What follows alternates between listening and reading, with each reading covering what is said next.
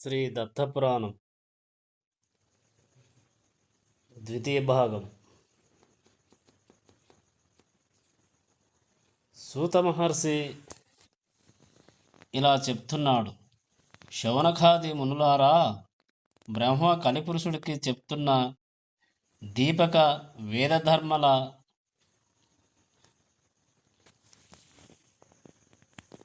సంభాషణ ఇలా జరిగింది.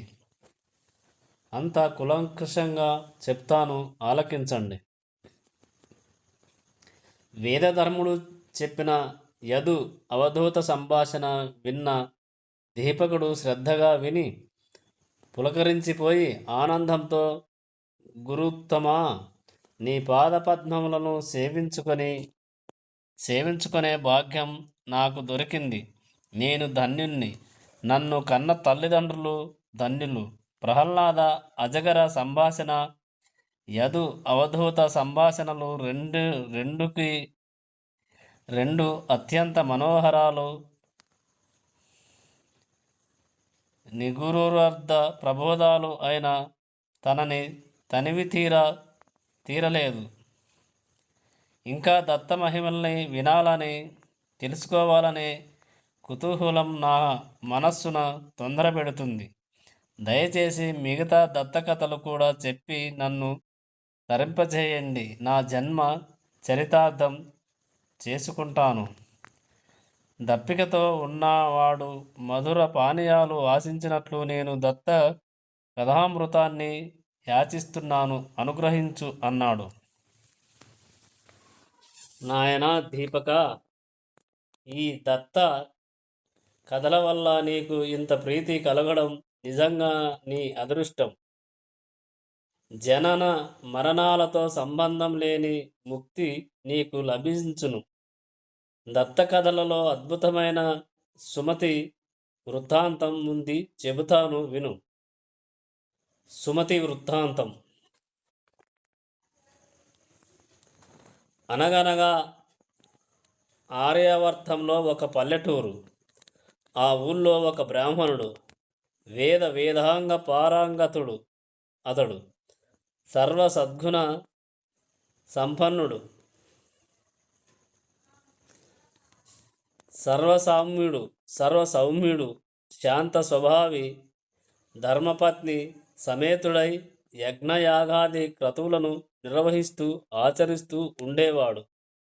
కానీ ఎంతకు వారికి సంతానం కలగలేదు.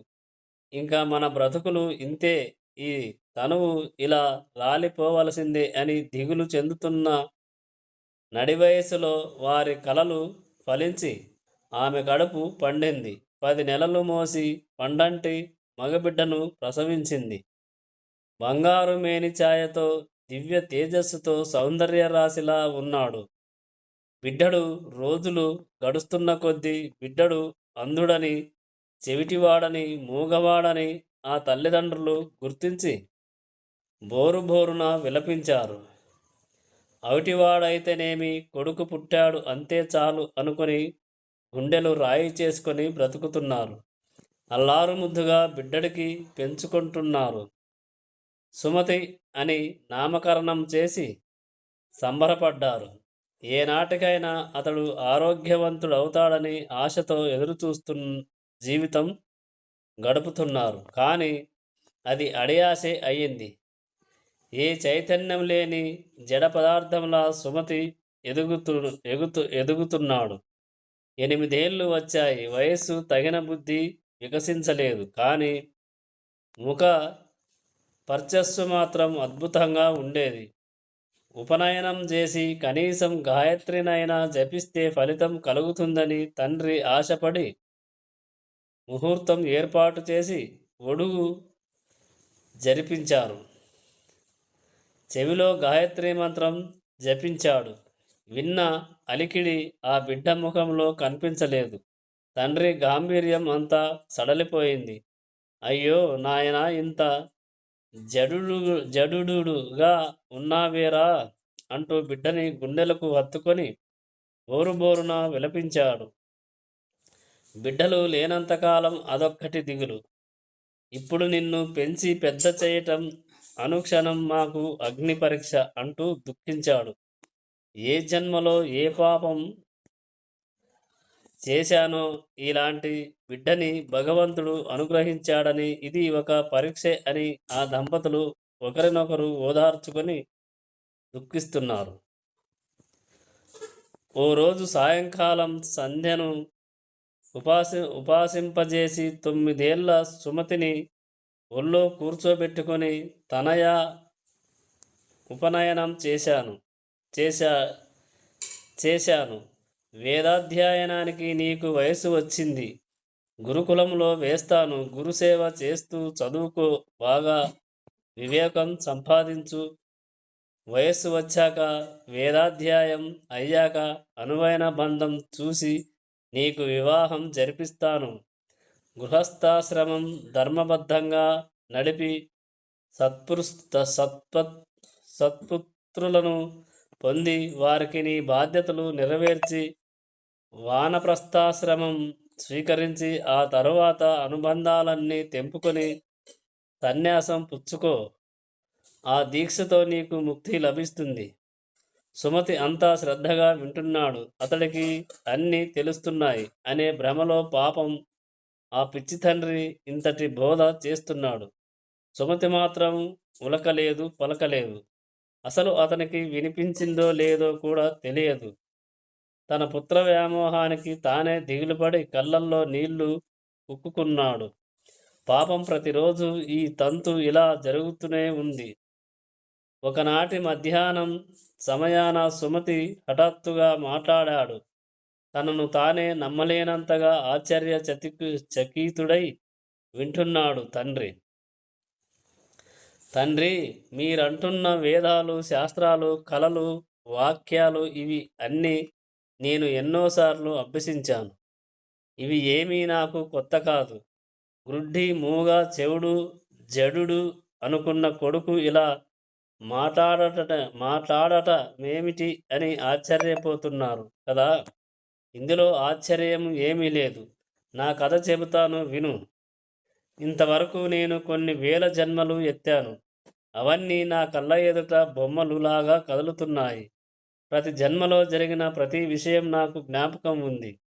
ఎందరెందరో తల్లిదండ్రులు, ఎందరెందరో బంధుమిత్రులు, ఎందరెందరో భార్యాపుత్రులు లెక్క పెట్టి చెప్పడం ఎవ్వరి తరమూ కాదు. ఎన్నెన్ని సుఖాలు, ఎన్నెన్ని దుఃఖాలు, ఎన్నెన్ని అనుభవాలు, ఎన్నెన్ని అనుభూతులు తలచుకుంటూనే తల తిరిగిపోతుంది. నరజన్మలేనా, మృగజన్మలేనా, పశుపక్షికి, కీటకాద్రికీములో జన్మలేనా అన్నీ నేను అనుభవించాను. ప్రతి పుట్టుక ఒక నరకం. మలమూత్ర పంకిలమైన జనని జఠర నివాసం శైశవ, బాల్య, యవన, కౌమార, వార్ధక్యాలలో సుఖదుఖాల వెలుగునీడలు, స్వయంకృత్యాలు, పరాకృత్యాలు అన్నీ చాలా రుచి చూశాను. భృత్య జన్మలో కృంగిపోయాను. రాజజన్మల్లో విర్రవీగాను. పిరికి పందగా మారిపోయాను. మహాసూరుడిగా విజృంభించాను. దరిద్ర, ధనిక, చోర, కిరాతక, జూద రిజన్మలు ఎన్నో ఎత్తి వంచాను. వంచింపబడ్డాను. త్యాగిగా కీర్తింపబడ్డాను. లోభిగా నిందింపబడ్డాను. సర్వాంగ సౌందర్యరాలు, అంగవైకల్యాలు అన్నీ గుర్తు ఉన్నాయి. అవన్నీ కలిగించిన సర్వవేదంతో ఈనాడు ఇలా జడ పదార్థంలా మారిపోయి మీ ఇంటిలో జన్మించాను. పూర్వజన్మ స్మృతి లేకపోవడం నిజంగా మానవుడి వరం. లేకపోతే నాలాగే అందరూ జడ పదార్థముల వలె ఉండేవారు, నిర్వేదంలో మునిగిపోయేవారు. సరే, ఆ జన్మలు, ఆ కష్టాలు, ఆ వైరాగ్యాలు వాటి మాటకేం గాని తండ్రి, నీవు చెబుతున్న వేదోక్త ధర్మం పట్ల నాకు సదాభిప్రాయం లేదు. అవి నాకు రుచింపవు. యజ్ఞయాగాదులు చేయడం, స్వర్గ సౌఖ్యాలు అనుభవించడం, సంపాదించుకున్న పుణ్యం ఖర్చు కాగానే మళ్ళీ భూలోకంలో గర్భవాస నరకం అనుభవించడం, ఏదో ఒక జన్మ మళ్ళీ ఎత్తడం, మళ్ళీ దుష్కర్మలు సత్కర్మలు, నరకయాతనలు సుఖదుఖాలు అనుభవించడం, మళ్ళీ పుట్టడం, మళ్ళీ గిట్టడం, ఇంతే కదా జనన మరణ చక్రం లోబడి కొట్టు మిట్టాడడం. దీనికి విసుగు విరామం లేదా? నువ్వంటున్నట్లు కర్మ మార్గం ఇంతకన్నా ఉత్తమ పదాన్ని అందిస్తుందా? ఇంతకన్నా ఉన్నత పదం ఉంది అని అసలు నీవు గుర్తించావా? జనన మరణాలకు అతీతమైన శాశ్వత ఆనందధామం కదా మనం చేరుకోవలసింది. దాన్ని పొందాలి అంటే జ్ఞాన మార్గం ఒక్కటే శరణ్యం. నిర్గుణ పరబ్రహ్మను ఉపాసించడం ఒక్కటే జ్ఞాన మార్గం. సర్వసంగ పరిత్యాగం, రాగద్వేషాది ద్వంద్వాదాలకు లొంగని ప్రవృత్తి అలవరుచుకోవడమే జ్ఞానం అంటే. ఇది ఉన్నవాడికి దుఃఖం ఉండదు, కర్మబంధం ఉండదు, జన్మరహిత్యమే చివరి ఫలం. తండ్రి, ఇది నువ్వు తెలుసుకోవాలి. ఆశ్చర్యచకితుడై కళ్ళు అప్పగించి తండ్రి రవ్వంత తేరుకున్నాడు. ఇంతటి జ్ఞాని తన ఇంట పుట్టినందుకు ఆనందం కలుగుతున్నా చిన్నవాడి వైరాగ్య మాటలు అతన్ని కలవరపరిచాయి. జడుడు అనుకున్నవాడు నేడు జ్ఞాని అయ్యాడని సంతోషించాలో, ఈ ధోరణికి దుఃఖించాలో అగమ్య గోచరంగా ఉంది. నాయనా సుమతి, ఏమిటి నీ మాటలు? ఒక్క నిమిషంలో నీకు ఇంతటి జ్ఞానం ఎలా వచ్చింది? పూర్వజన్మల స్మృతి ఎలా కలిగింది? ఏదైనా శాపకారణంగా నీవు మా ఇంట జన్మించావా? నన్ను, మీ అమ్మను మళ్ళీ దుఃఖ సాగరంలో ముంచి వెళ్ళిపోతావా? అసలు నీ జన్మ రహస్యం ఏమిటి చెప్పు అని ఆందోళనతో అడిగాడు. వేదాంగాలు అభ్యసించిన తండ్రి పుత్ర వ్యామోహంతో అలా రోధిస్తుంటే సుమతికి నవ్వు వచ్చింది. ఇలా అన్నాడు, తండ్రి, నీకు పుత్రుడుగా జన్మించడానికి ముందు చాలా శాస్త్రాలు అభ్యసించాను. ఆ ఇంటికి వచ్చిపోయే సాధు సజ్జనులతో సాంగత్యం కలిగింది. వేదాంగ చర్చలు అనేకం చేశాను. ముక్తి మార్గాలు తెలుసుకున్నాను. జ్ఞానం ఉదయించింది. అంతరంగం నిండా వెలుగు నింపుకుంది. ఏకాంతవాసంలో చాలా కాలం గడిపాను. నా నియమ నిష్టలు పరిపక్వ దశకు వచ్చే సమయంలో, బ్రహ్మ సాక్షాత్కారం లభించే సమయంలో ప్రమాదవశాత్తు మరణించాను. యోగశక్తి కారణంగా అప్పటి నుండి నాకు పూర్వజన్మ జ్ఞానం కలిగింది. నేను చేసిన జ్ఞాన దానాల ఫలితంగా 10,000 పూర్వజన్మల్లోని అన్ని విషయాలు నా ముందు నిలిచాయి. నిర్వేదంతో సాంఘాతీత ద్వంద్వాతీత స్థితి కలిగింది. దానినే ఈ జన్మతోనూ కొనసాగించదలచాను. ఇప్పుడు ఆ జ్ఞాన మార్గాన్ని విడిచి నువ్వు చెప్తున్న కర్మ మార్గం అవలంబించలేను. ఏ మార్గంలో ఎవరు ప్రయాణం చేసినా అందరూ చేరుకునేది గమ్యమే. అదే అందరి లక్ష్యం. నా మార్గంలో నేను గమ్యం చేరుకుంటాను. అందువలనే ఈ జడస్థితి కాలం వృధా చేసుకోకూడదు కదా. ఈ శరీరానికి ఏ క్షణంలో ఏమి జరుగుతుందో ఎవరికెరుక. కనుక ముక్తి లభించే వరకు అనుక్షణం ఆత్మానుభవపరుణ్ణే తదేక దీక్షలో గడపడం నా దృఢ సంకల్పం. నీ ఇంట పుట్టాను కనుక పితృరుణం తీర్చుకోవడం నా ధర్మం. జ్ఞానదానం చేసి రుణ విముక్తి పొందుతాను. తండ్రి, నీకేమైనా సందేహాలుంటే అడుగు అన్నాడు.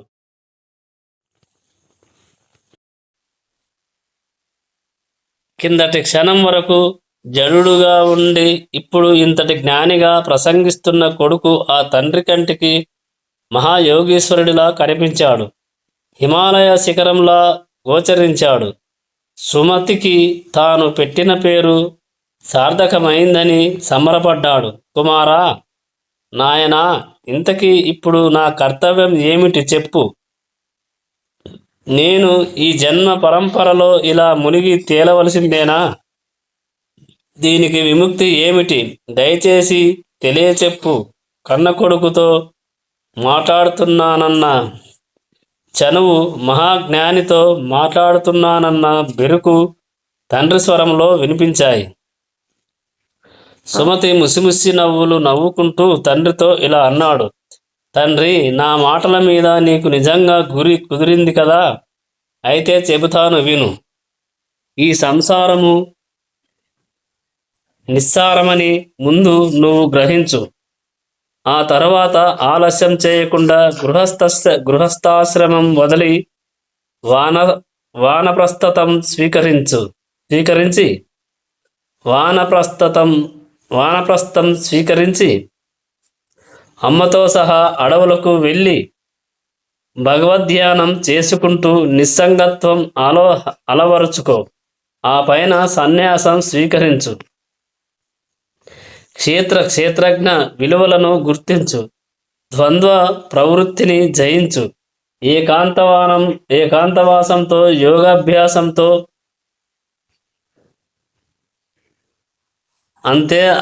అంతరేంద్రియాలను నిగ్రహించు. భిక్షాటనతో దేహాన్ని నిలుపుకుంటూ నిరంతరం జాగరూకుడవై యోగ మార్గాన పయనిస్తే అంతా బ్రహ్మ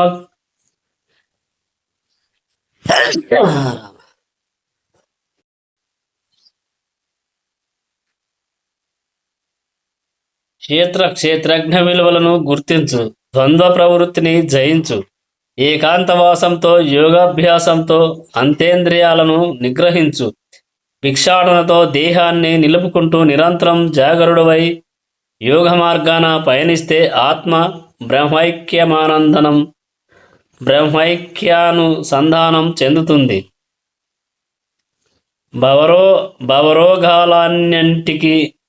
భవరోగాలన్నింటికి అదే దివ్య ఔషధం. జనన మరణాల చక్రం నుండి బయటపడే సాధనం ఇదే, మరొకటి లేదు. యోగ మార్గాన ప్రయాణం చేయడమే శరణ్యం. ఈ క్షణంలోనే నీవు దృఢంగా సంకల్పించుకో. నాయనా, కళ్ళు తెరిపించావు. ఈ సంసారం నుండి బయటపడాలి అనుకోవడమే తప్ప బయటపడే మార్గం తెలియక ధైర్యం చాలక కొట్టుకుంటున్నాను. దారి చూపించావు, ధైర్యం కలిగించావు. జన్మ పరంపరల సుడిగుండం నుంచి తప్పించే యోగ విద్య నాకు ఉపదేశించు. భగవదాగ్నిలో మాడిపోతున్న నా అంతరంగానికి బ్రహ్మజ్ఞానమనే జడవానతో ఉపశమనం కలిగించు. ఆ విద్య కృష్ణ సర్పం కాటువేసి మూర్చపోయిన నన్ను నీ మంత్రోపదేశంతో బయటపడేయి. ఇల్లు వాకిలి, ఇల్లాలు, బిడ్డలు, ధనధాన్యాలు ఇలా 1000 పాశాలు ముడివేసుకొని గిలగిలా కొట్టుకుంటున్నాను. యోగ విద్య అనే ఖడ్గంతో నా బంధనాలు ఛేదించి స్వేచ్ఛ ప్రసాదించు. తండ్రి, యోగాభ్యాసానికి కావలసిన పరిణతి నీకు లభించింది. తప్పకుండా ఉపదేశిస్తాను. వెనుక దత్తయోగీంద్రుడు అలర్కుడికి చెప్పిన యోగ విద్య నీకు చెప్తాను, శ్రద్ధగా విను. నాయనా కుమార, నువ్వు బోధించే యోగ విద్యలో ఈ అంశాలు వస్తాయో రావో, మళ్ళీ చివరలో ఈ సందేహాలు గుర్తుంటాయో ఉండవో, అందుకని ముందే అడుగుతున్నాను. దత్తయోగీంద్రుడు ఎవరు? అలర్కుడు అంటున్నావు, ఆయన ఎవరు? వీళ్ళ జన్మ వృత్తాంతాలు ముందుగా చెప్పి ఆ పైన యోగ విద్య చెబుదువు కాని. తండ్రి, అడగవలసిందే అడిగావు. వీరిద్దరి గురించి చెప్పకుండా యోగ విద్య ఎలా చెప్పగలను? ముందుగా దత్త యోగీంద్రుని ఆవిర్భావానికి హేతువైన పావనగాథ చెబుతాను విను.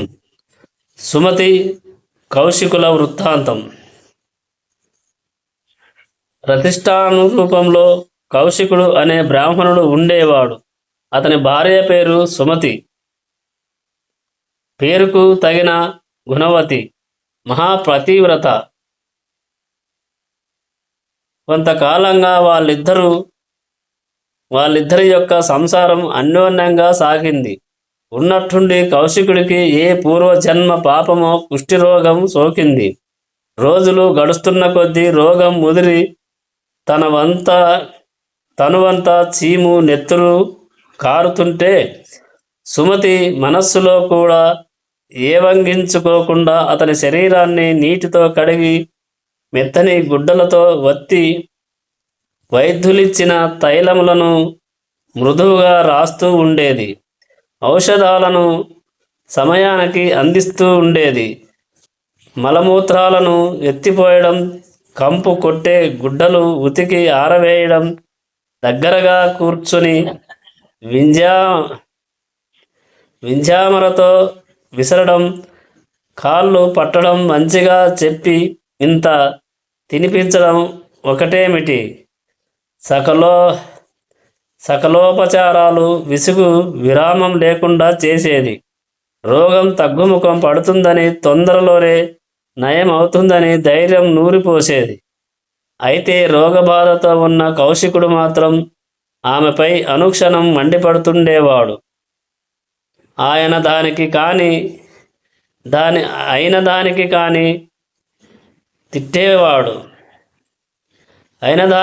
కాని దానికి తిట్టేవాడు. చిన్న చిన్న విషయాలకే చీరాకు పారాకు ప్రదర్శించేవాడు. చేతికి ఏది అందితే అది తీసుకొని కొట్టేవాడు. నవ్వుతూ కనిపించిన వీధిలోకి వెళ్ళి రావడం, క్షణం ఆలస్యమైన కుళ్ళు మాటలతో ఏడిపించేవాడు. అలాగని నవ్వకుండా ఉంటే ఏమీ నా సేన చేయాలని ఏడుస్తున్నావా, ఎవడు చేస్తాడని ఎదురు చూస్తున్నావా అంటూ చంపుకు తినేవాడు. పాపం సుమతికి నవ్వాలో ఏడవాలో తెలియదు. ఇది రోగ లక్షణం కాబోలు అనుకొని అలాగే సహనంతో, ప్రేమతో, భక్తితో సంవత్సరాల తరబడి సేవలు చేస్తూనే ఉంది. ఒకరోజు ఉదయాన కౌశికుడు శరీరం అంతా శుభ్రం చేసి, విభూతి రేఖలు దిద్ది, శుభ్రవస్త్రాలు కట్టి, ఇంటి ముంగిట పంచలో మంచం వేసి, మెత్తని పడకలు ఏర్పరచి సుఖంగా కూర్చోబెట్టి తాను వంట పనుల్లో తలదూర్చింది. సుమతి కౌశికుడు కులాసగా వీధిన వచ్చిపోయే వాళ్ళని పలకరిస్తూ పుండ్ల మీద వాలుతున్న ఈగల్ని తోలుకుంటూ సరదాగా ఉన్నాడు. అంతలోకే ఒక మెరుపు తీగ లాంటి అమ్మాయి నడుచుకుంటూ ఆ వీధిలోకి వచ్చింది. 16 ఏళ్ల పడుచు పిల్ల. ఆ పిల్ల చూపు మన్మథ బాణంగా ఉంది. ప్రతిష్టానపురంలో పెద్ద పెద్ద ధనవంతుల కుమారులను సైతం లోకువ కట్టి వెంట తిప్పుకుంటున్న సానిధాని కూతురు ఆ పిల్ల. కౌశికుడి కంటపడింది. కళ్ళు జిగేలుమన్నాయి. గుండెల్లోకి దిగింది. మన్మథ బాణం అసలే రోగంతో తిమ్మెరలు ఎక్కిన దేహం జువజువలాడింది. ఆ కుర్రపిల్ల సోయాగాలు విసురుతూ కౌశికుడి వైపుకు కొంటె చూపు విసిరి తుర్రుమని వెళ్ళిపోయింది. పాపం ఆ పిచ్చి బాపడు విలవిల్లాడిపోయాడు. ఆ హోయలు, వయ్యారం, రూపు, చూపు తలుచుకుంటూ మురిసిపోయాడు. తన వైపు ఎందుకు చూచింది అని ఆలోచించి కామంతో ఉడికిపోయాడు. కౌశికుడు తనని తాను చూసుకున్నాడు. అందంగా కనిపించాడు. ఏమైనా సరే సాని పాపను కలవాల్సిందే, లేదంటే మరణించవలసిందే. ఇందుకు శరీరం సహకరిస్తుందా? ఈ రోగంతో ఉన్న రూపాన్ని ఆమె అంగీకరిస్తుందా? ఇంతకీ వేశ్య ఇంటికి తనను తీసుకువెళ్ళేది ఎవరు? ఇలా ప్రశ్నలు పుట్టుకొచ్చాయి. అతని మనస్సులో ఆకలి దప్పికలు మరచిపోయాడు. ఇంతలో సూర్యుడు నడినెత్తికి చేరుకున్నాడు. క్షణానికొకసారి విడబొబ్బలతో పిలిచే భర్త ఈ పూట ఇంత ప్రశాంతంగా ఉన్నాడని ఆశ్చర్యపోతూ వంట ముగించుకున్న సుమతి ఇంటి ముంగిటకు వచ్చింది. మనసులో మల్లగుల్లాల పడుతున్న భర్తను గమనించింది. ప్రేమగా సరసాన కూర్చుంది. వంట ఆలస్యమైందని కోపం వచ్చిందా? లేవండి వడ్డిస్తాను అంటూ అతన్ని లేవనెత్తే ప్రయత్నం చేసింది. కోపంగా కౌశికుడు విదిలించుకున్నాడు. సుమతి నివ్వెరపోయింది. లేచి లోపలికి వెళ్ళిపోయింది. ఇంతలో కౌశికుడు ఆమె చెయ్యి పట్టుకొని కూర్చోబెట్టి, సుమతి, ఇవాళ నాకు ఆకలిగా లేదు అని సరసమైన చూపుతో అన్నాడు. సుమతి బుగ్గలు ఎరిపెక్కాయి. అప్పుడు కౌశికుడు తెచ్చి పెట్టుకున్న ప్రేమతో సుమతి బుగ్గ పట్టుకొని, సుమతి, నాకున్న దిక్కు మొక్కు నీవే. నీతో కాక ఎవరితో చెప్పుకుంటాను? కట్టుకున్న భార్యను అడగకూడదు, అయినా అడగక తప్పటం లేదు. కాలు చెయ్యి తిన్నగా ఉండి ఈ రోగం రాకుండా ఉంటే అసలు నీకు తెలియనిచ్చేవాడినే కాదు. పాపం నీ దురదృష్టం, నాకేమో ఈ మాయ రోగం వచ్చింది. నీ సహాయం అడగక తప్పటం లేదు. నువ్వు కాదనవని నమ్మకం నాకుంది. నీ పాతివ్రత్యం నాకు తెలుసు కదా. కౌశికుడు ఇలా మాట్లాడుతూ ఉంటే సుమతికి ఏమీ అర్థం కాలేదు. నాదా అంటూ చేరువకు వచ్చింది. ఈరోజేమిటి మీ ప్రవర్తన వింతగా ఉంది? దాపరికం లేకుండా చెప్పండి. ఏనాడైనా మీ మాట కాదన్నానా? మీకు ఎదురు చెప్పానా? మీరు ఏది కోరినా మంచి చెడులతో నాకు సంబంధం లేదు. శక్తి మేరకు తీర్చడం నా ధర్మం. సంశయించకండి. మీ మనస్సులో ఉన్నదేమిటో ఆజ్ఞాపించండి. నా ప్రాణం అర్పించి అయినా సరే మీ కోరిక నెరవేరుస్తాను. మీ ఆనందమే నా ఆనందం, మీ సంతోషమే నా సంతోషం. త్వరగా చెప్పండి అన్నది. ఈ మాటలతో కౌశికుడికి ధైర్యం వచ్చింది. సుమతి, ఇది ఏమో విధి వైపరీత్యంలా ఉంది. దైవలీలలన్నీ విచిత్రంగా ఉంటాయి. ఆరోగ్యం అన్ని విధాలా బాగున్న రోజుల్లో, నిండు యవ్వనంలో ఏ రోజు కలుగనది ఈరోజు కలిగింది. నాకు ఆ కోరిక ఎంత వింత సుమతి. మన వీధికి ఏనాడైనా సానెపాపలు రాగా నీవు చూశావా, విన్నావా? అదే ఆశ్చర్యం. ఇందాక ఒక సానిపాప మన వీధిలో నడుచుకుంటూ వెళ్ళింది. మన ఇంటి ముందు క్షణం నిలబడి ఒంటె చూపుల్ని నా గుండెల్లో గుర్చి వెళ్ళింది. నా మనసంతా కలచివేసింది. ఇప్పుడు ఆ శరీరంలో క్రొత్త రోగం ప్రవేశించింది. ఆ రోగం పోవాలంటే సానిపాపను కలవవలసిందే. ఇప్పుడు నేను శారీరకంగా మన ఇంట్లో ఉన్నాను, కానీ మానసికంగా సానెపాప ఇంటి గడపలో ఉన్నాను. చకచకా నడిసి వెళ్ళగలిగిన శక్తి లేదు. చకచకా నడిసి వెళ్ళగలిగిన శక్తి లేదు.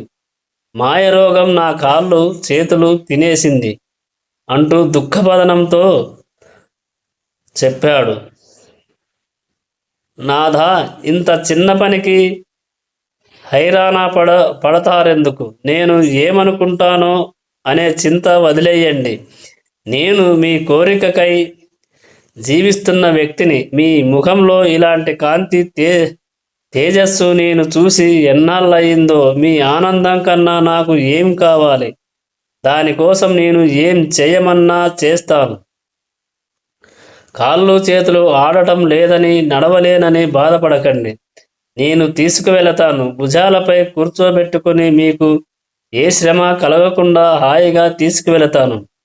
ముందు లేవండి, భోజనం చెయ్యండి, కాసేపు విశ్రాంతి తీసుకోండి. ఈలోగా సాయంకాలం అవుతుంది. స్నానం చేయించి, పట్టు వస్త్రాలు కట్టించి, చందన సుగంధ ద్రవ్యాలు చల్లి మిమ్మల్ని అలంకరించి సానెవాడకు తీసుకొని వెడతాను. నాది బాధ్యత. లేవండి, భోజనం చేద్దురుగాని అంటూ సుమతి భర్తను ప్రేమగా అనునయంగా మాట్లాడుతూ లేవనెత్తింది.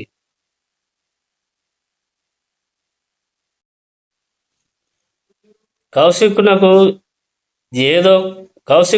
ఏదో కొత్తగా శక్తి ఆవరించినట్లయింది. లేచేందుకు తన ప్రయత్నం తాను చేశాడు. పూర్తిగా సుమతిపై వాలిపోకుండా తనకు తాను నిలబడటానికి ప్రయత్నం చేశాడు.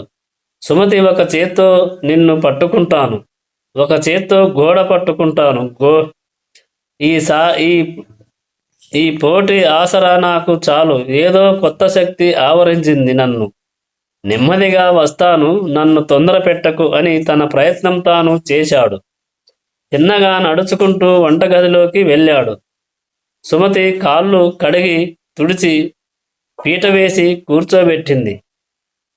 వండినవి విస్తరిలో వడ్డించింది.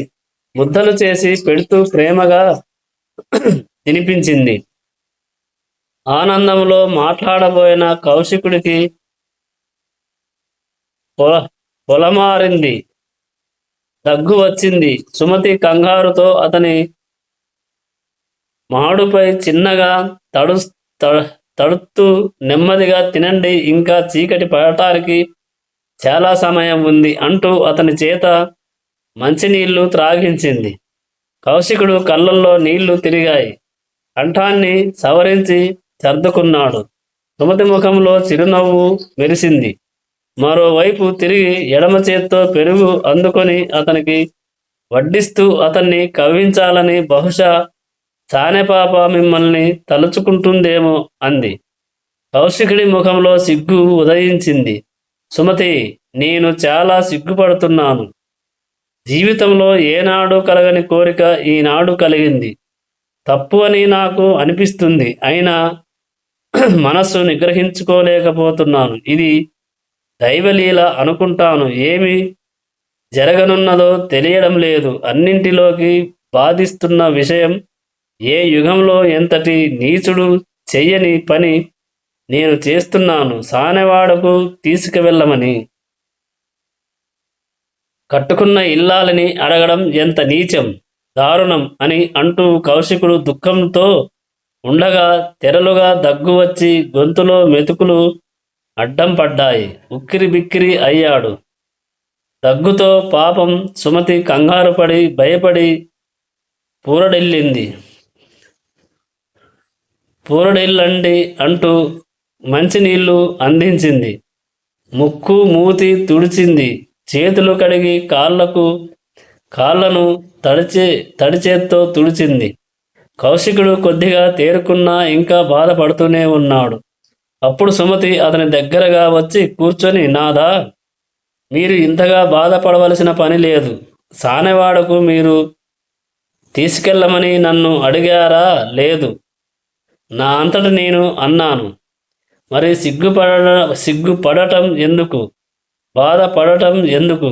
భార్యలను మోసం చేసి సానెవాడల్లో తిరిగేవారు ఎంతమంది లేరు. నా మగడు అటువంటి వాడు కాదు. నన్ను మోసం చేయడం లేదు. నా భర్త నా సహాయమే అడుగుతున్నాడు. ఇది నాకు గర్వకారణం. ఈ పరిస్థితుల్లో మీకు ఇలాంటి కోరిక కలగడం కేవలం కామవాంఛ అని నేను అనుకోవడం లేదు. మీరన్నట్లుగా ఇదేదో దైవలీల. లేవండి, మంచం మీద కూర్చోబెడతాను. కాసేపు నడుం వాల్చండి. ఈలోగా నేను కూడా భోజనం చేసి వంటిల్లు సర్దేస్తాను. ఆ తర్వాత మిమ్మల్ని ముస్తాబు చేస్తాను అన్నది. సుమతి మాటలతో కౌశికుడు కాస్తంత తేరుకున్నాడు. మరలా సానెపాపనే తలుచుకుంటూ సూర్యాస్తమయం వరకు ఎదురుచూస్తూ నడుం వాల్చాడు. వంటింటి పనులన్నీ చకచకా ముగించుకొని సుమతి వచ్చి భర్తను చూచి, కారణం ఏదైతేనేమి తన భర్త ఆనందంగా ఉన్నాడు, అనారోగ్యాన్ని పూర్తిగా మరచిపోయాడు, ఇదే చాలునని తృప్తిపడి భర్తను లేవదీసి పీట వేసి దానిపై అతన్ని కూర్చోబెట్టి కుష్ఠరోగంతో కుళ్ళి ఉన్న శరీరంపై ఉన్న కట్లను విప్పి చీము నెత్తురు శుభ్రం చేసి మందులు రాసి కొత్త గుడ్డలతో కట్లు కట్టింది. రోగ కారణంగా సగానికి పైగా తినేసిన చేతివేళ్లను కాలివేళ్లను కనబడకుండా జాగ్రత్తలు తీసుకుంది.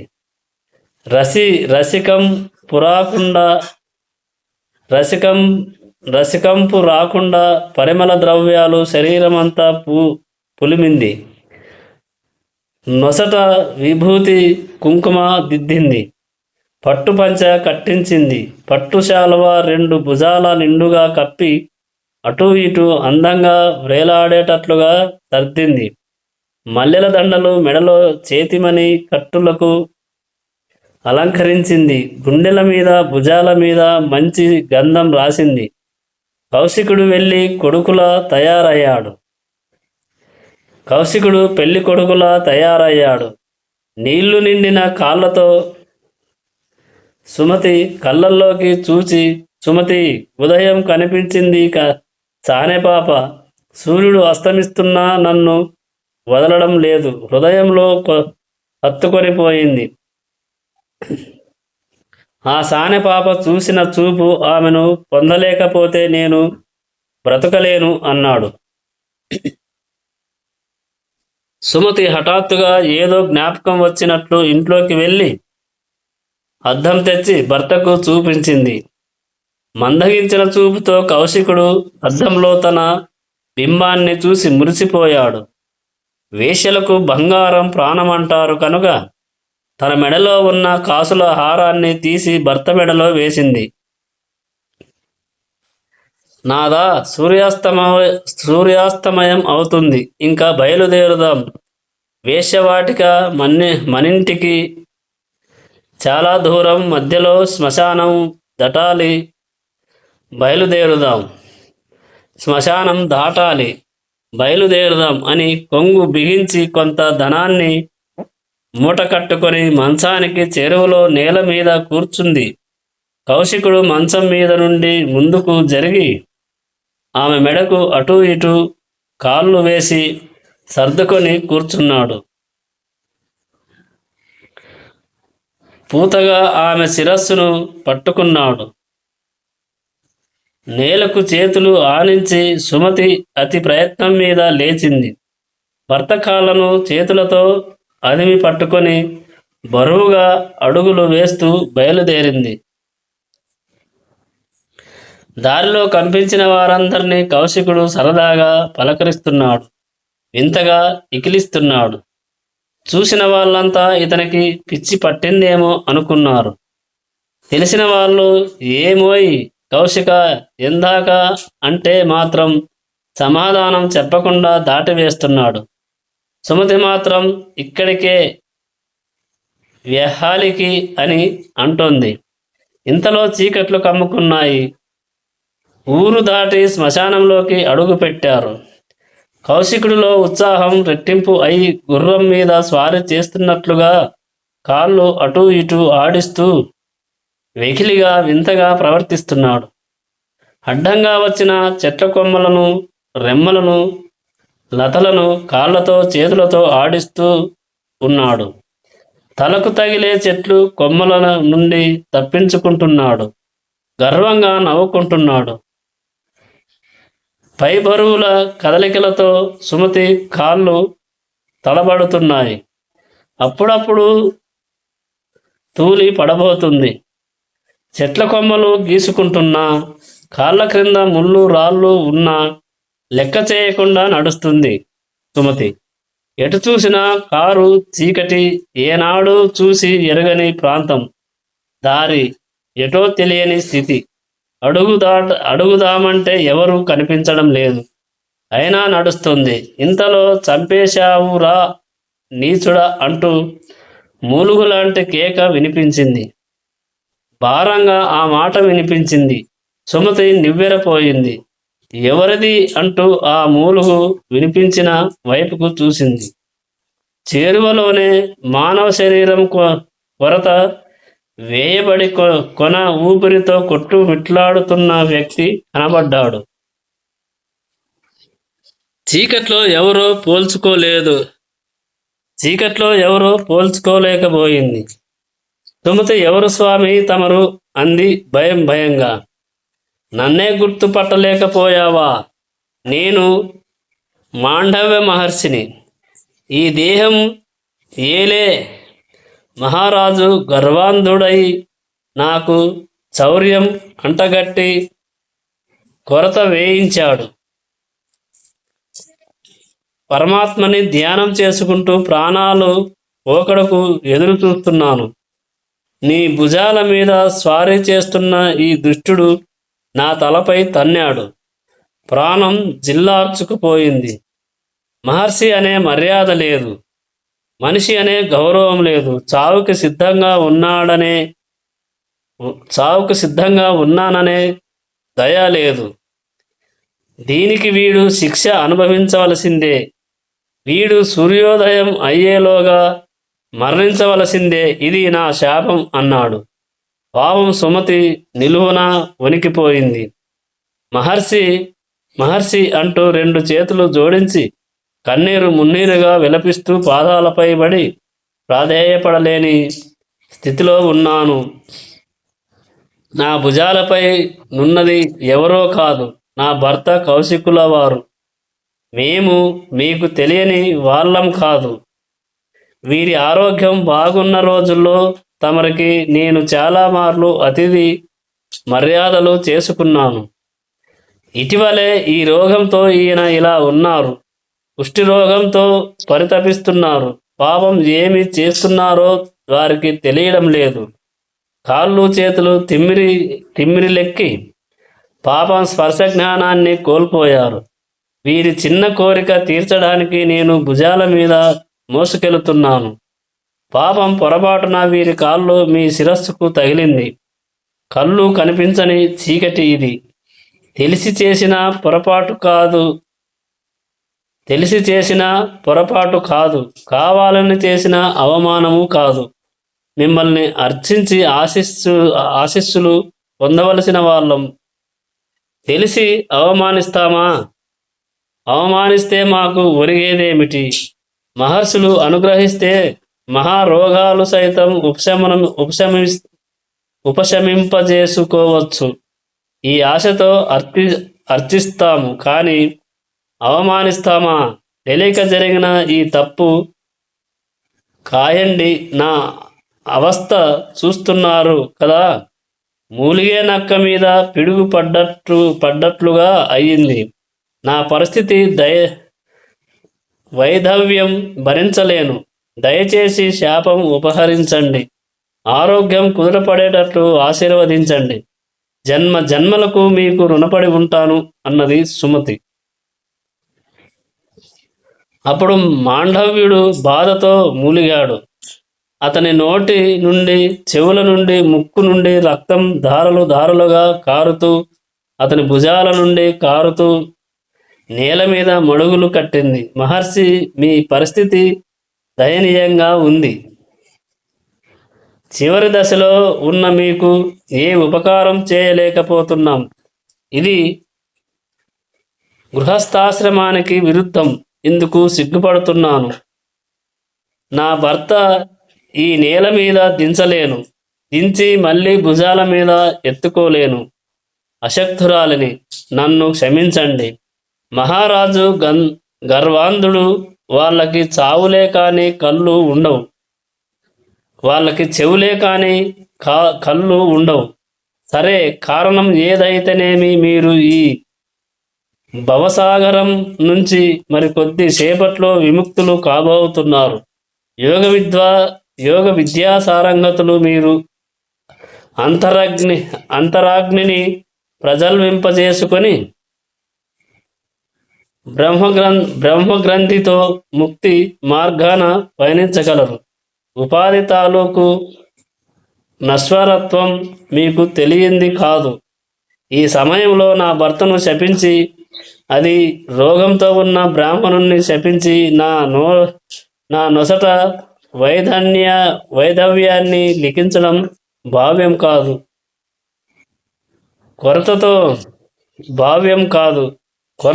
కొరతతో మీ ప్రాణాలు తడబడుతున్నాయి. బరువుతో నా పరిస్థితి అలాగే ఉంది. దయచేసి శాపాన్ని తొలగించండి. తెలిసి చేసినా తెలియక చేసిన తప్పులకి దండన ఉండాలంటే ఇంకో శాపం ఏదైనా ఇవ్వండి. నేను వైధవ్యం భరించలేను. స్వామి, దయ చూపండి. శిరస్సు వంచి చేతులు జోడించి నమస్కరిస్తున్నాను. ఇదే సాష్టాంగ నమస్కారం అనుకోండి అన్నది సుమతి. అప్పుడు ఆ మహర్షి ఆమెతో, సాధ్వి, నీ పతి సేవ పారాయణత్వమునకు సంతోషపడుతున్నాను. అయినా ఇచ్చిన శాపం తొలగించలేని ఆసక్తుణ్ణి. ఇది కూడా దైవలీల. అందుకే నా నోటి నుండి శాపం అలా వచ్చింది. వెంటనే శిరస్సు వ్రక్కలైపోవుగాక అని నేను అనలేదు కదా. సూర్యోదయం వరకు వ్యవధి ఉంది కదా. ప్రయత్నించు, నీ భర్తను కాపాడుకోగలుగుతావు. నీ పాతివ్రత్యమే నీకు శ్రీరామరక్ష. వెళ్ళిరా, శుభమగుగాక అన్నాడు. అప్పుడు సుమతి, చాలు మహర్షి, చాలు. ఇంతటి ఆశీస్సులు ఇచ్చారు. ఇంకా నాకు భయం లేదు. కానీ ఉపచారములు చెయ్యవలసిన సమయంలో మిమ్మల్ని ఈ శ్మశానంలో ఒంటరిగా వదిలి వెళ్తున్నాను. మన్నించండి. మీకు ఉత్తమ గతులు కలగాలని ఇష్టదైవాన్ని ప్రార్థిస్తున్నాను. సెలవు అంటూ బయలుదేరింది. సుమతి భారంగా ఊపిరి పీల్చింది. చుట్టూ అంతా దుర్గంధం. భర్త పాదాలను రెండు చేతులతో స్పృశించింది. కళ్ళకు అద్దుకుంది. మరలా నడక సాగించింది. ఇంత జరిగిన కౌశికుడు ఏమీ పట్టనట్లుగా ఉన్నాడు. పెద్ద పెట్టున విరగబడి నవ్వుతూ ఉన్నాడు. ఆ కదలికలకు సుమతి కాళ్ళు తడబడుతున్నాయి. కంగారు పడింది. రెండు పాదాలు పట్టుకొని స్వామి, నాదా అని పిలిచింది. అప్పుడు కౌశికుడు, నడు నడు తొందరగా, సానిపాప ఇంటికి చేరేసరికి తెల్లవారేలాగా ఉంది అన్నాడు కౌశికుడు. తెల్లవారితే తన భర్త తనకు లేడు. ఏమిటి చేయడం? ఏముంది? ఒకటే దారి, సూర్యోదయాన్ని అడ్డుకోవడం. అడ్డుకుంటే సకల సృష్టి అల్లకల్లోలమవుతుంది. ఏమైతేనేం నా భర్త నాకు ముఖ్యం. సుమతి త్వరగా ఒక నిశ్చయానికి వచ్చేసింది. ఈ రేయి తెల్లవారకుండుగాక. సూర్యదేవా, నీకు ఇంకా ఉదయాస్తమయాలు లేవు అని బిగ్గరగా అంది. కౌశికుడు అదిరిపడ్డాడు. సుమతి, ఏమిటి ఈ శాపం? ప్రత్యక్ష దైవం సూర్యనారాయణున్నా నీవు శపించడం, నా కామవాంఛను పొడిగించడం కోసం ఈ రాత్రిని అనంతంగా పొడిగిస్తున్నావా? సూర్యుడే ఉదయించకపోతే సృష్టి అంతా ఏమవుతుంది? ఆలోచించావా? ఇది మహాపాపం. సుమతి, శాపాన్ని ఉపసంహరింపజేసుకో అన్నాడు కౌశికుడు. నాథా, సూర్యుడు ఉదయిస్తే నాకు మాంగల్యం నిలవదు అంది. అదేమిటి? ఎవరు చెప్పారు? నేను బ్రతికి ఉండగా నీకు మాంగల్యం ఉండకపోవడం ఏమిటి అన్నాడు కౌశికుడు. ఇది మాండవ్యుడి శాపం. ఇప్పుడేగా శపించాడు. మీకు వినిపించలేదా అంది సుమతి. ఏమిటి సుమతి నీవంటున్నది? నాకేమీ అర్థం కావడం లేదు. మాండవ్యుడేమిటి? శపించడమేమిటి? ఈ శ్మశానంలోకి ఆయన ఎలా వచ్చాడు? ఎందుకు శపించాడు? మనం ఏమి తప్పు చేశాము అన్నాడు. సుమతి ఆశ్చర్యపోయింది. ఏమిటి ఇలా మాట్లాడుతున్నారు? జరిగిన దుస్సంఘటన ఈయనకి తెలియదా? ఇప్పుడేగా జరిగింది. ఏమి తెలియనట్లు జరగనట్లు మాట్లాడుతున్నాడు. ఏమిటి నాదా? పరీక్షిస్తున్నారా లేదా గెలిచేస్తున్నారా? కొరతకు వ్రేలాడుతున్న మాండవ్యుడు శిరస్సుకి మీ కాలు తగిలింది. ఆయన మండిపడుతూ శపించాడు. సూర్యోదయం అయితే నా మాంగల్యం నిలవదు. ఇది జరిగి 2 క్షణాలు కాలేదు. ఏమి ఎరగనట్లుగా అడుగుతున్నారు. వేళాకోలానికి ఇదేనా వేళ అంది సుమతి. సుమతి, నిజంగా నాకు తెలియదు. ఏమి జరిగిందో చెప్పు. ఇంటి దగ్గర బయలుదేరడం, శ్మశానంలో నడవడం ఇంతవరకే నాకు తెలుసు. ఆ పైన ఏమి జరిగిందో ఇసుమంతైనా నాకు తెలియదు. నిజం చెబుతున్నాను. మాండవుడి శిరస్సుకి నా కాలు తగలడం ఏమిటి? అంతటి పాపం చేస్తానా? చేస్తే క్షమించమని ఆ మహర్షి పాదాలు పట్టుకొని క్షమించమని అడగను. ప్రాణాలు వదిలేస్తాను గాని పాపం చేసి ప్రాయశ్చిత్తం చేసుకోకుండా ఉంటానా? ఏ జన్మలో ఏ పాపం చేశానో ఈ మహారోగం అనుభవిస్తున్నాను. తెలిసి తెలిసి ఇంకా పాపాలు చేస్తానా? అసలు ఏమి జరిగింది చెప్పు అన్నాడు. సుమతి నివ్వెరపోయింది. క్షణం క్రింద కళ్ళ ఎదుట జరిగిన సంఘటన నాథుడికి తెలియదు. ఇది మరొక దైవలీల. నిజమే. తెలిసి ఉంటే అంతసేపు నోరు మూసుకొని కూర్చుంటాడా? కనీసం క్షమించండి స్వామి అనడా? సరే అనుకొని జరిగినదంతా నాథుడికి వివరించింది. కౌశికుడు సిగ్గుపడ్డాడు, భయపడ్డాడు. సుమతి, వేశ్య లేదు, గీష్య లేదు. వెంటనే వెనక్కు వెళ్ళిపోదాం. మాండవుడి కొరత దగ్గరకు నన్ను తీసుకెళ్ళు. మాండవుడు బ్రతికి ఉంటే క్షమించమని అడుగుతాను. మృత్యువుకి భయపడి మాత్రం కాదు. అధర్మానికి సిగ్గుపడుతున్నాను. ఇంతకీ నా కామవాంఛ ఇన్ని దురవస్థలు తెచ్చిపెట్టింది. నేను అవస్థలు పడుతున్నాను. శాపం కొని తెచ్చుకున్నాను. ఇంక నేను జీవించేది కొన్ని గడియలు మాత్రమే. క్షణం వృధా చేయవద్దు. తొందరగా మాండవుడికి క్షమాపణ చెప్పి ఇల్లు చేరుకుందాం. హరినామస్మరణతో చివరి గడియలు గడుపుతాను. పద పద అన్నాడు.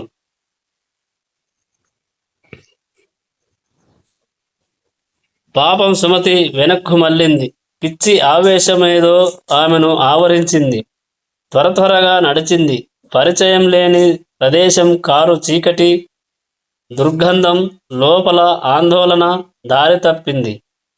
ఎటు తిరిగినా మాండవ్యుడి కొరత ప్రదేశం కనిపించలేదు. నాదా, ఈ శ్మశానంలో మాండవ్యుడి శరీరం ఎక్కడుందో కనిపించడం లేదు. దారి మారి ఊరి దారిలో వచ్చేశాం అంది. సుమతి, నీవు ఏనాడైనా గుమ్మం దాటిన దానవా? ఎంత హింసిస్తున్నాను. పోనిలే, ఇంటికి వెళ్దాం. మాండవుడు ఇచ్చిన శాపానికి తిరుగులేదు. కాలయాపన చేయకుండా పద అన్నాడు. సుమతి ఇంటికి చేరుకొని ఇంటి ముంగిట ఉన్న పంచలోనున్న మంచంపై అతన్ని దింపింది. తాను పెరట్లోకి వెళ్ళి బావి వద్ద నీళ్లతో కాళ్ళు కడుక్కొని తడి చేతులతో భర్త కాళ్ళు, చేతులు, ముఖం తుడిచింది. అప్పటికి కౌశికుడు ధ్యానంలోకి వెళ్ళిపోయాడు. అతని చెంత ఆమె పద్మాసనం వేసుకొని కూర్చొని బిగించిన పిడికిలిలా కూర్చుంది. ఉపదేశం పొందిన మంత్రాన్ని ప్రాణాయామ పూర్వకంగా అనుసంధానం చేసింది. సూర్యోదయ రథం తూర్పు కొండకు అవతలి భాగంలో ఆగిపోయింది. తారది అనూరుడు కొరడా జులిపించాడు. గుర్రాలు కదలడం లేదు. తోక నిక్కించి, చెవులు రిక్కించి, దిక్కులు పిక్కటిల్లేలాగా గుర్రాలు సకిలించాయి. సకల శక్తులు కూడగట్టుకుని 7 గుర్రాలు ఒక్కసారిగా ప్రయత్నించాయి. అడుగు కదపలేకపోయాయి. నోటి నుండి నురగలు క్రక్కుకున్నాయి. సూర్యుడు దావయ సూర్యుడు తోలు అన్నాడు. సారథి అనూరుడు లంఘించండి అన్నాడు. గుర్రాలు కదలడం లేదు. రథం మెదలలేదు. బిళ్లకు అతికించిన బొమ్మల్లా కొండ ఏటవాలులో సూర్యరథం స్తంభించిపోయింది. ఈ వైపరీత్యం ఏమిటో అనూరుడికి అంతుపట్టలేదు.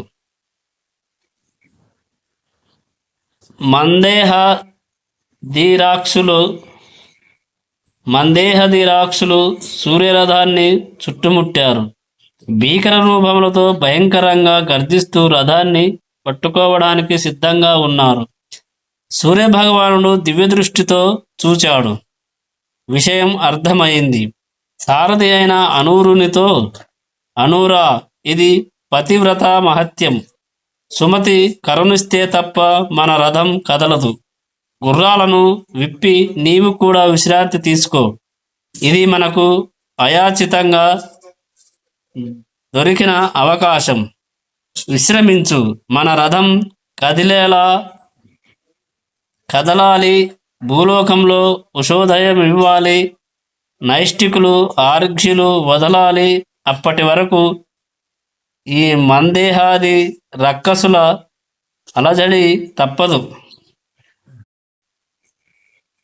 అప్పటి వరకు ఈ మందేహాది రక్కసుల అలజడి తప్పదు. చూస్తూ ఉందాం ఏమి జరుగుతున్నదో, ఏమి జరగనున్నదో అన్నాడు. అనూరుడు చిరునవ్వులు చిందించాడు.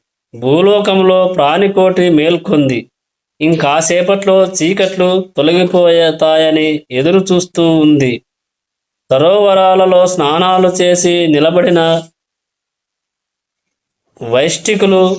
వైష్టికుల చేతులు నుండి ఆర్ధ్వజలాలు జారిపోయాయి. ఎంతకు అరుణోదయం కాకపోవడంతో ఇదేదో ప్రళయం అనుకొని గట్ల మీదకు చేరుకున్నారు. చెట్ల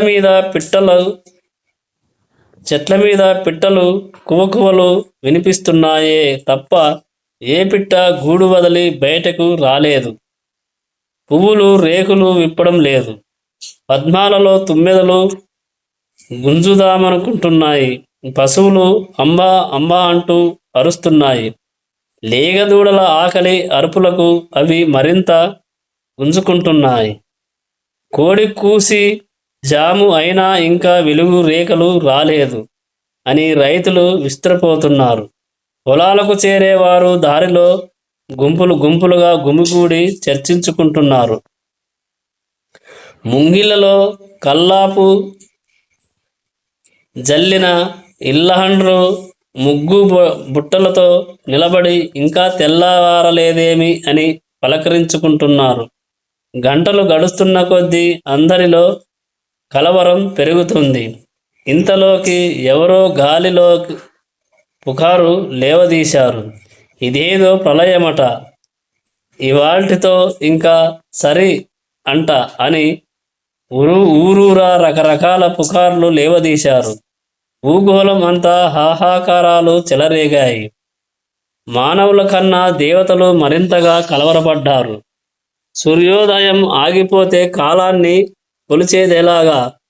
నిత్య నైమిత్తిక కర్మలు జరిగేదెలా? పాడి పంటలు అంతరించిపోతాయి. యజ్ఞయాగాదులు నిలిచిపోతాయి.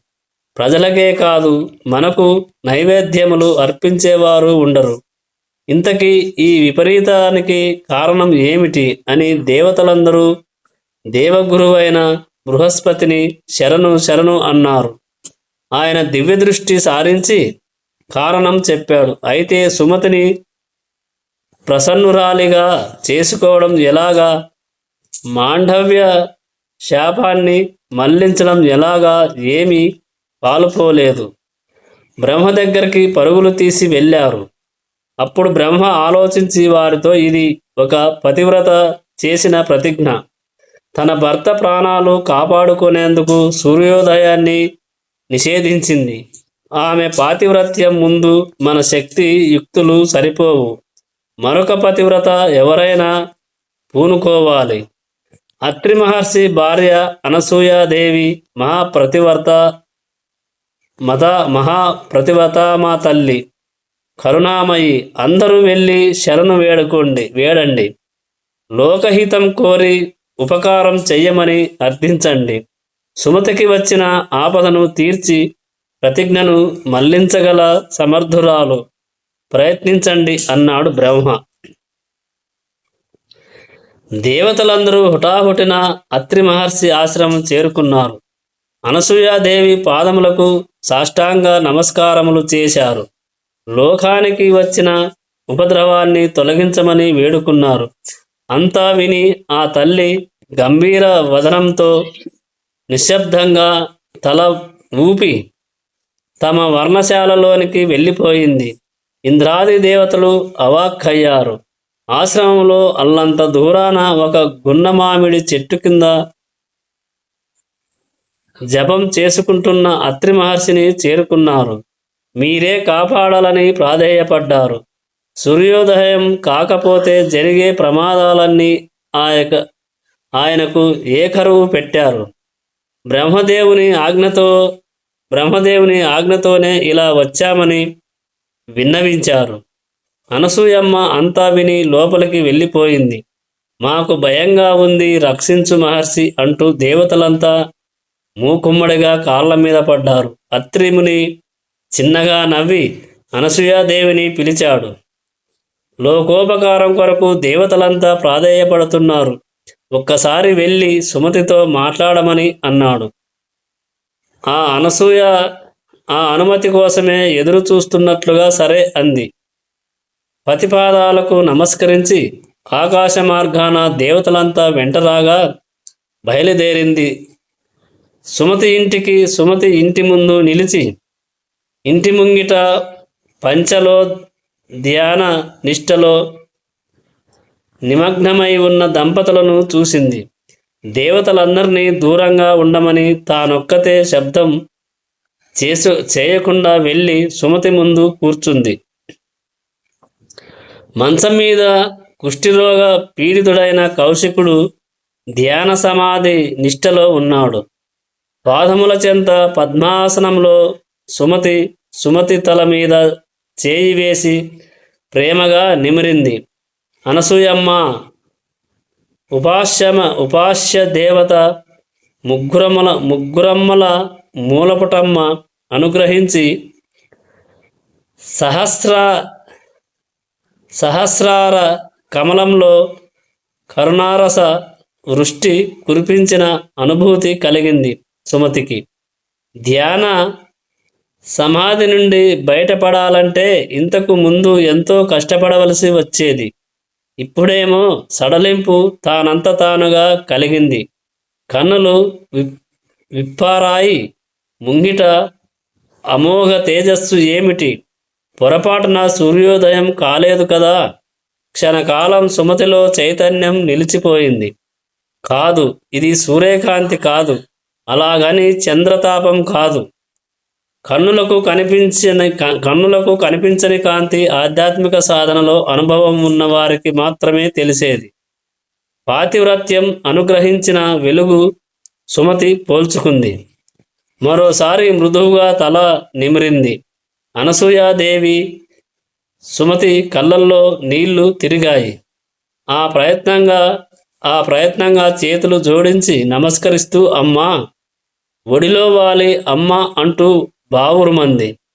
అనసూయ గంభీర వదనంతో చిరునవ్వుతో తల పంకిస్తూ సుమతి తల నిమురుతూనే ఉంది. పిచ్చి తల్లి, ఎందుకింత భయం? మేమంతా లేమా? ఈ సృష్టిలో నీ ఒక్కతివే ఒంటరి దానివని అనుకుంటున్నావా? లేచి ముఖం తుడుచుకో, ఇదిగో చూడు ఎవరెవరు వచ్చారో అంది. అమ్మా, బాబయ్య గారు కూడా వచ్చారా? అత్రిముని వచ్చాడేమో, అతిథి మర్యాదలు చేయాలి కదా అనుకొని తల పైకెత్తి చూసింది సుమతి. ఇంటి ముంగిట వైపు చూసింది. బృహస్పతి, దేవేంద్రుడు, అష్టదిక్పాలకులు, సకల ఋషులు, అఖిల దేవతలు తమ దివ్య తేజోమయ రూపాలతో కనిపించారు. అందరూ వినయంగా చేతులు కట్టుకొని నిలిచి ఉన్నారు. అందరి చూపుల్లో కాపాడు తల్లి అన్న ప్రాధేయ భావం కనిపిస్తూ ఉంది. ఆశ్చర్యపడుతూ అనసూయమ్మ వంక చూసింది సుమతి. అమ్మా సుమతి, అంతా దైవలీల. అతిథి మర్యాదల కొరకు ప్రయత్నించకు. నీ పాతివ్రత్య ప్రభావానికి మెచ్చి అందరూ నీ ఎదుట నిలిచారు. నీ అనుగ్రహం కొరకు అందరూ ఎదురు చూస్తున్నారు. ప్రతిజ్ఞ సడలించు. సూర్యరథాన్ని అనుమతించు. కారు చీకటిలో మునిగిపోయి సృష్టి అంతా వెలుగు కొరకు పరితపిస్తుంది అన్నది అనసూయామాత. అప్పుడు సుమతి, అమ్మా, మరి మాండవ్య శాపం అని అర్ధోక్తిలో ఆగిపోయింది. సుమతి, ఏమీ పర్వాలేదు, నేను ఉన్నానుగా. మాండవ్య శాపం చెల్లుతుంది, నీ మాంగల్యము నిలుస్తుంది. పిచ్చి తల్లి, మట్టి బొమ్మలు చేసి ఆడుకునేవాడు ఒక బొమ్మకు వంకర వస్తే ఏం చేస్తాడు? ఆ బొమ్మను ముద్ద చేసి మళ్ళీ అచ్చులో ఒత్తుతాడు. అవునా? అదే జరుగుతుంది. మీ భర్త రోగ విముక్తుడై రూప యవనములతో పునరుజ్జీవితుడు కాబోతున్నాడు. అది నేను చేస్తాను అన్నది అనసూయమ్మ. అమ్మా సుమతి, అన్నీ నీ మంచికే. దైవలీలలు చిత్రాతి చిత్రంగా ఉంటాయి. ఒక్క విషయం ఆలోచించు. ఏనాడు లేనిది ఆరోగ్యం క్షీణించిన దశలో నీ పతికి కామవాంఛ కలగడం ఏమిటి? అది వేశ్యతో. అది నీ సహాయాన్నే అతను అర్థించడం. పోని మీరున్న వీధిలో ఏనాడైనా సానిపాపలు అడుగు పెట్టే సాహసం చేశారా? మరి సానిపాప ఎలా రాగలిగింది? వచ్చి వచ్చి ఇలా మీ ఇంటి ముందే నిలబడాలా? నీ పతినే చూడాలా? అది చూసేసరికి ఇలా ఆయన మనస్సు కరిగిపోవాలా? పిచ్చిదానా, ఇదంతా శ్రీమన్నారాయణుని వ్యూహం. శృంగార వాంఛలు రూప యవ్వనముల పునరాగమమునకు సంకేతములు. అది సరే, కొరతకు వేలాడుతూ కనిపించిన మాండవ్యుడు మళ్ళీ కనిపించడా? 10 గజాల దూరం మాత్రమే నడిచావు, వెనక్కి మళ్ళావు. అంతలోనే దారి తప్పి పోవాలా? ఆలోచించు. అడుగో మాండవ్య మహర్షి బృహస్పతి చాటున నిలబడి ఉపద్రవానికి తన శాపమే కారణం అనుకుని సిగ్గుపడుతున్నాడు. తానే కర్తని అనుకుంటున్నాడు. పాపం, ఎంతటి జ్ఞానులకైనా ఈ భ్రమలు తొలగవు గదా.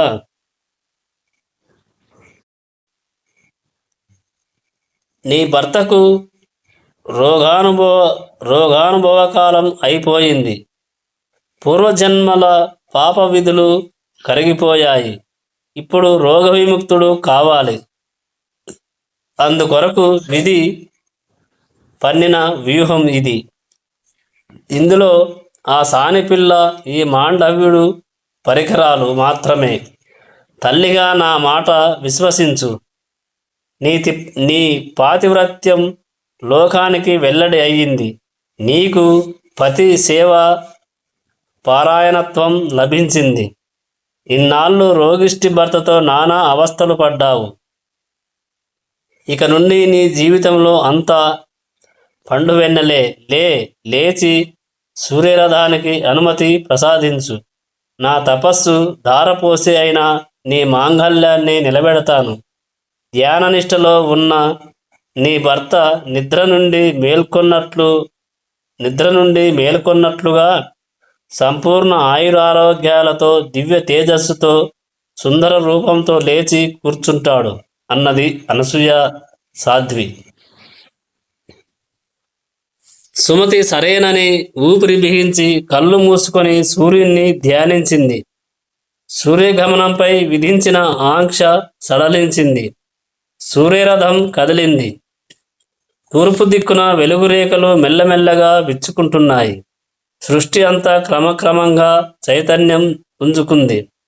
ధ్యాన సమాధిలో కూర్చున్న కౌశికుడు మంచం మీదకి ఒరిగిపోయాడు. అనసూయాదేవి లేచి నిల్చుంది. దేవతల వైపుకి చూసింది. దేవతలంతా మాండవ్య ముని వైపు చూశారు.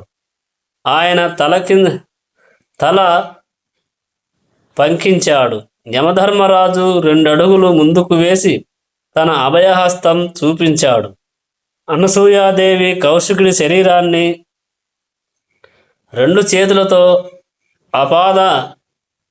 ఆ పాదమస్తకము స్పృశించింది.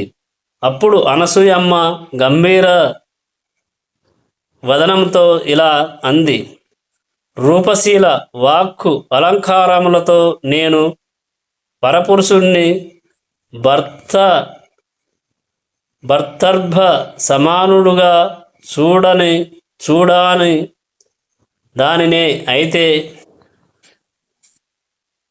అలంకారములతో నేను పరపురుషుణ్ణి భర్తార్భ సమానుడిగా చూడని దానినే అయితే ఈ బ్రాహ్మణుడు ఆరోగ్యవంతుడై పునర్జీవించుగాక. త్రికరణ శుద్ధిగా నిత్యము భర్తను ఆరాధించిన దానినే అయితే ఈ ద్విజుడు సంపూర్ణ ఆయురారోగ్యములతో పునర్జీవించుగాక అన్నది అనసూయాదేవి.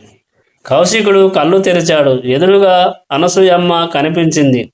అమ్మా అంటూ ముకులిత హస్తములతో లేచి నిల్చున్నాడు.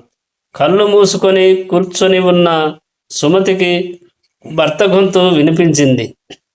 రోగగ్రస్తుడు కాని రోజుల్లో భర్త కంఠంలో వినిపించిన ధ్వని కళ్ళు తెరిచింది. నవయవనంతో సుందర రూపంతో కౌశికుడు కనువిందు చేశాడు. సుమతి అన్నాడు. తనను తాను ఆపాదమస్తకము పరిశీలించుకున్నాడు. పతిసేవలో అలసి సొలసి పోయిన ఆమె శరీరం కూడా కొత్త కాంతితో నిండు యవనంతో వెలిగిపోతుంది. ఆమె శరీరం మీద ఆభరణములు అన్నీ తలుక్కుమని మెరుస్తూ ప్రత్యక్షమయ్యాయి. సుమతి ఒక నవ వధువులా మారిపోయింది. అనసూయమ్మ తన వైపే చిరునవ్వులు చిందిస్తూ చిద్విలాసంగా తన వైపే చూస్తూ ఉంది. సుమతికి ఒక్కసారిగా సిగ్గు ముంచుకొచ్చింది. వీధి వాకిలి వైపు చూసింది. దేవతలు మాయమైనారు. ఇంటి లోపలికి చూసింది. కొత్త కాంతులతో రంగువల్లికలతో వచ్చిన తోరణములతో పచ్చని తోరణములతో కలకలలాడుతూ ఉంది. పాత్ర సామగ్రి తలతలమని మెరిసిపోతున్నాయి. సుమతి కౌశికుల ఆనందానికి అవధులు లేవు. తల్లి అమ్మ అంటూ అనసూయాదేవికి పాదాభివందనం చేసుకున్నారు. సుమతి కౌశికుల దంపతులు అర్ఘ్యపాదాలతో పూజించారు. అతిథి మర్యాదలు జరిపారు. అనసూయ సాధ్వి వారిద్దరిని సకల సంపదలతో పుత్ర పౌత్రాభివృద్ధిగా ఉండమని ఆశీర్వదించి తిరుగు ప్రయాణానికి సిద్ధమయ్యింది. ఇంకా వెళ్ళొస్తాను, సంధ్యకు వేలవుతుంది, అక్కడ అత్రి మహర్షి ఎదురు చూస్తుంటారు అని చెప్పి బయలుదేరింది. ఇంతలో అక్కడ బ్రహ్మ విష్ణు మహేశ్వరులు ప్రత్యక్షమైనారు. మాత మహాసాధ్వి, ముల్లోకాలను రక్షించావు, నీ తపశ్శక్తి దారపోశావు. దీనికి ప్రత్యుపకారంగా నీకు వరం ఇవ్వాలని వచ్చాము, కోరుకో అన్నారు. అప్పుడు అనసూయాదేవి ఇలా అంది. త్రిమూర్తులారా, మీరు దర్శనం అనుగ్రహించారు. ఇంతకన్నా ఏమి కావాలి? అయినా వరం కోరుకోమన్నప్పుడు కోరాలి కనుక అడుగుతున్నాను. అత్రి మహర్షి అంతరంగం ఎరిగి అడుగుతున్నాను. మీరెలాగూ నన్ను తల్లి అని పిలిచారు కనుక ఆ పిలుపు సత్యమయ్యేటట్లుగా వరం అనుగ్రహించండి. మీరు ముగ్గురు నాకు బిడ్డలు అవ్వండి అని వరం కోరుకుంది. త్రిమూర్తులు తదాస్తు అని అంతరార్థనం చెందారు. అనసూయాదేవి ముఖంలో కొత్త ఆనందం పరవళ్ళు రొక్కింది. అమ్మాయి సుమతి, మీ వల్ల నాకు మేలు జరిగింది. సాక్షాత్తు త్రిమూర్తులే నాకు పుత్రులు కాబోతున్నారు. ఈ శుభవార్తను అత్రి మహర్షికి తెలియజేయాలి. ఇంక వస్తాను, సెలవు అంటూ వెళ్ళిపోయింది. అనసూయాదేవి రాక కొరకు చిగురించిన గున్న మామిడి చెట్టు క్రింద అరుగు మీద కూర్చొని ఎదురు చూస్తూ ఉన్నాడు. అత్రిముని సంధ్య ఉపాసించి కూర్చున్నాడు. ఉదయకిరణాలు సోకినప్పుడే అనుకున్నాడు అనసూయమ్మ విజయం సాధించిందని. కౌశికుని మాట ఏమిటా అని ఆలోచిస్తూ ఉన్నాడు. అదే సమయానికి అనసూయాదేవి ఆకాశ మార్గమున తిరిగి వచ్చి అత్రిమునికి నమస్కరించింది. పాదాభివందనం చేసింది. మహర్షి ఆమెను లేవనెత్తాడు. నీ ముఖంలో వెలుగు చూస్తుంటే తెలుస్తుంది సుమతి, మాంగల్యం నిలబెట్టావని ముల్లోకాలకు కలిగిన ముప్పు తప్పించావు. బహుశా అందరూ నిన్ను పతివ్రత శిరోమణిని అని పొగిడి ఉంటారు. అందుకే ఈ ఆనందం అంతా. అవునా అంటూ ప్రేమగా పలకరించి దగ్గర కూర్చోబెట్టుకున్నాడు అత్రి మహర్షి. ఇదొక్కటే కాదు, నా ఆనందమునకు కారణం ఇంకొకటి ఉంది అన్నది అమ్మ. అలాగా, ఏమిటో చెప్తే మేము విని ఆనందిస్తాము అన్నాడు. అత్రి మహాముని అనసూయామాత త్రిమూర్తులు ఇచ్చిన వరం సంగతి చెప్పింది. నాయనా దీపిక, వింటున్నావా అని వేదధర్ముడు హెచ్చరించాడు. దీపకుడు ఆనందంతో తల ఊపాడు. సుమతి తన తండ్రికి చెప్పిన కథ ఇది. అనసూయ అత్రి మహర్షులు పుత్రవాంఛతో మదనాగ్నిని ప్రజ్వలింపజేసుకున్నారు. హోమగుండంలో పడబోతున్న హవిస్సును వాయుదేవుడు చెదరగొట్టాడు. ఒక అంశం వచ్చి మహర్షి కుడి కంటిలో పడింది. తక్కిన 2 భాగాలు క్షణం కాలం వ్యవధిలో అనసూయాదేవి గర్భకోశాన ప్రవేశించి అత్రిముని కంటిలో పడిన భాగాన్ని ఆశ్రయించి బ్రహ్మచంద్రుడుగా ఉదయించాడు.